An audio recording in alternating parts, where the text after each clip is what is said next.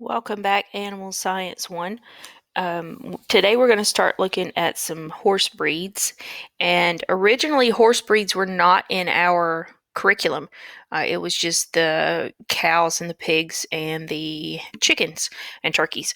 But we have added horse breeds to the curriculum because there are so many students here that are interested in horses, and because we have the Tryon Equestrian Center right up the road.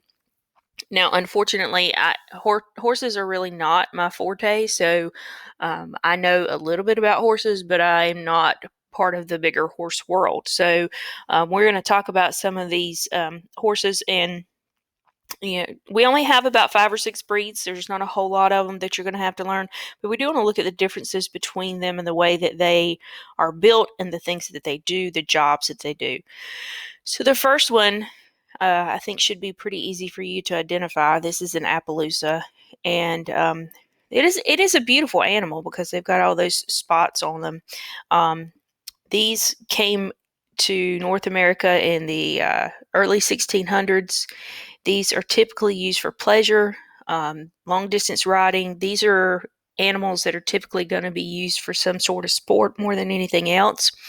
And their skin is going to be mottled. It's going to have those light spots and dark spots. So more of a sport animal than some of the ones that you're going to see a little bit later on whenever we start looking at some of the draft animals. The next one is an Arabian, and I can always identify an Arabian because they kind of have this dished nose.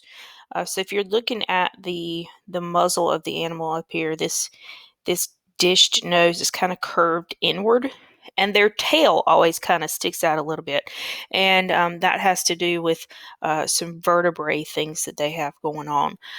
So they have 23 vertebrae instead of the standard 24, so that's why you've got that kind of crazy looking tail that sticks out just a little bit as compared to some of the other horses that you'll see.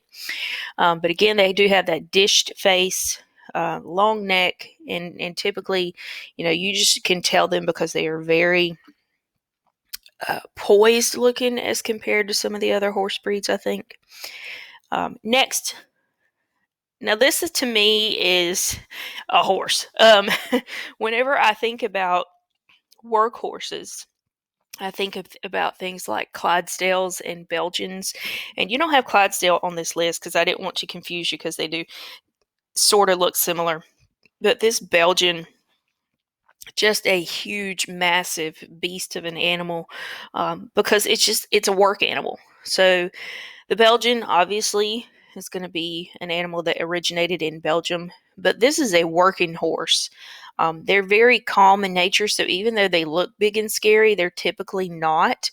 But this is a big horse that's going to be used for work. So when we think about draft horses, you think about things like the Belgian and the Clydesdale and even the Percheron. So those are going to be some of the animals that are going to be some of the work animals when you think about horses. And you can see just how big and muscular these animals are as compared to some of your sport type horses, athletic type horses. I put the paint in there because, a lot of times whenever we think about Old West and Western movies and old United States, way back in the old westerns, there's a lot of paints, and so when we think about paints, we kind of think about the old U.S. West. This because it is an American breed, and they're used for riding, sports, rodeos. Um, yes, they can be used for work, but they're not going to be those pulling type horses like draft horses.